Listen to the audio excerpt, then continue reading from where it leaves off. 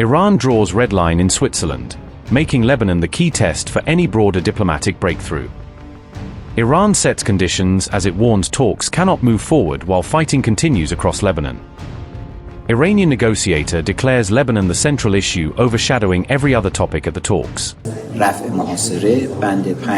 Naturally, if this does not materialize with respect to Lebanon, one of the key fronts on which the end of the war must be declared, then subsequent issues will certainly not be negotiated. As diplomats push for breakthrough, the Lebanon dispute remains the biggest obstacle to progress. Israeli Defense Minister says troops will remain in place despite growing international pressure. Netanyahu also vows Israel will remain committed to its Lebanon deployment for the foreseeable future. We will remain in the security zone in southern Lebanon for as long as necessary to protect the residents of the north who are dear to us and the citizens of the entire country. As Prime Minister of Israel, I firmly insist on this, and nothing will change it. Amid tussle, Turkey's foreign minister warns regional tensions could still derail the fragile peace effort underway.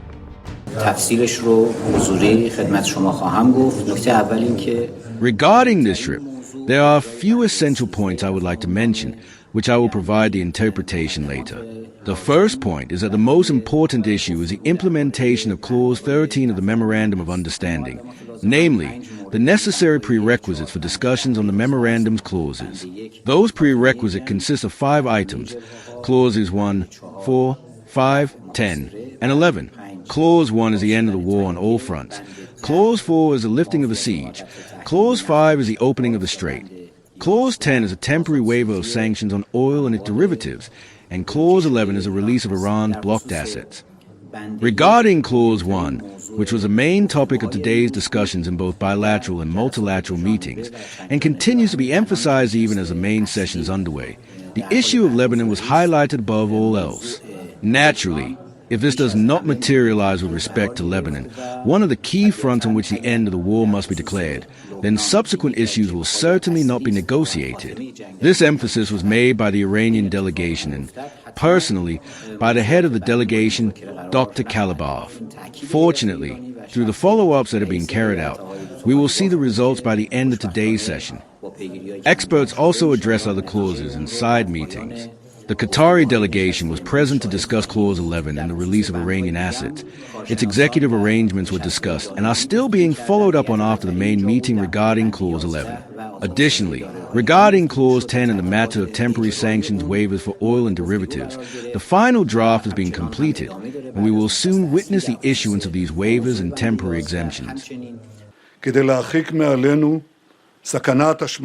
the past year, we embarked on 2 massive operations with Roaring Lion. We embarked on these operations to ward off the threat of immediate destruction from the evil regime in Iran, and had we not acted, they would already possess atomic bombs and would have used them. I promise here, over your grave, Yoni, and I promise you, citizens of Israel, the state of Israel will not be a passing episode in the history of our people. We stand firm on our vital interests. We have achieved great accomplishments, and we will not give them up. We will remain in the security zone in southern Lebanon for as long as necessary to protect the residents of the north who are dear to us and the citizens of the entire country. As Prime Minister of Israel, I firmly insist on this, and nothing will change it. And regarding Iran, whatever the political developments may be, I will not allow Iran to arm itself with nuclear weapons. As long as I am the Prime Minister of Israel, this will not happen. To this sacred purpose, I have dedicated my life since your fall, Yoni.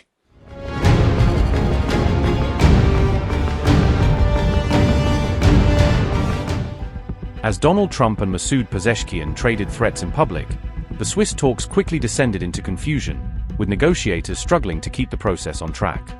On June 21st, Pezeshkian bluntly insisted that Iran would never abandon uranium enrichment, restating one of Tehran's central red lines in front of the world. The president claimed Washington had effectively reversed course and accepted Iran's nuclear rights, portraying the memorandum as a victory for Tehran's position. After Pezeshkian's speech, Trump fired back by threatening the Iranian president to watch his mouth, escalating the rhetoric just as the Swiss round was beginning. Trump then went further, saying Pezeshkian better shape up, or we will take over the rest of the country, a line that rattled diplomats and enraged officials in Tehran. Separately, the US president demanded that Iran rein in Hezbollah or face new strikes, tying the fate of the talks directly to the battlefield in Lebanon. That warning reportedly sent shockwaves through the first round of Swiss negotiations, with some participants questioning whether the process could survive such public threats. Iran's parliament speaker Bagher Ghalibaf responded by warning that Washington must be careful with its words, framing Trump's comments as both provocative and counterproductive. Iran's top negotiator reiterated that the country's armed forces remain ready to respond if needed, linking military posture to the tone and direction of the US president's threats.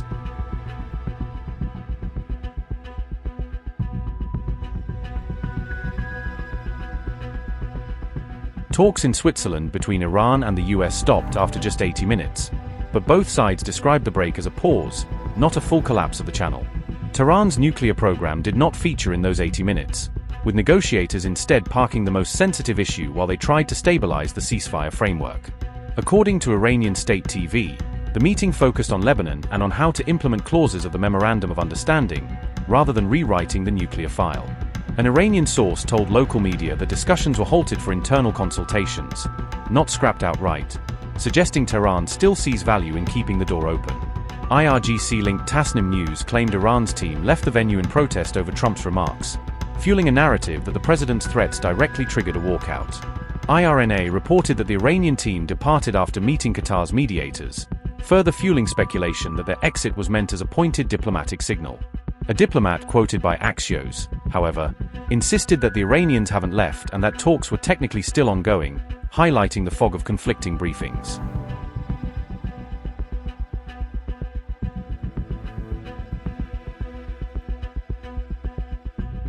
Iran's foreign ministry spokesperson Ismail Baghai said discussions on a final agreement would not start yet, signaling that Tehran is not ready to move into the endgame phase. Baghai stressed that any final stage talks depend on first implementing key clauses of the memorandum, making concrete steps on the ground a precondition for deeper compromises.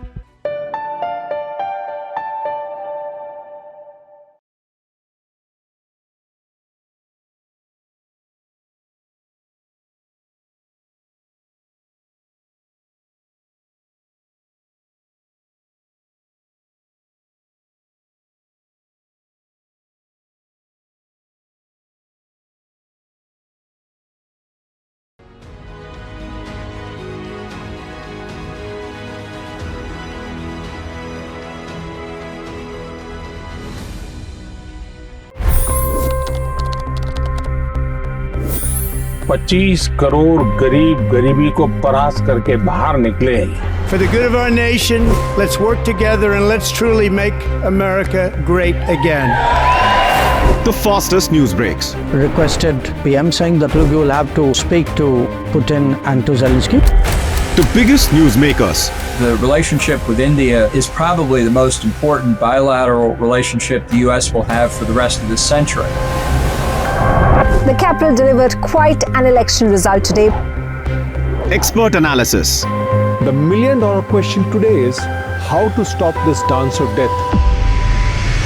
Ground reports.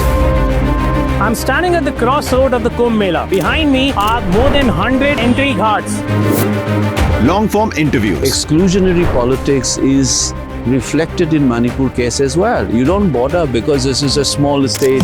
Deep dive into burning issues. It's often said DRC could be the richest country in the whole world. It's because of what sits underneath. Why exactly did the US topple the Sheikh Hasina government? HT videos. We don't just break news, we break it down.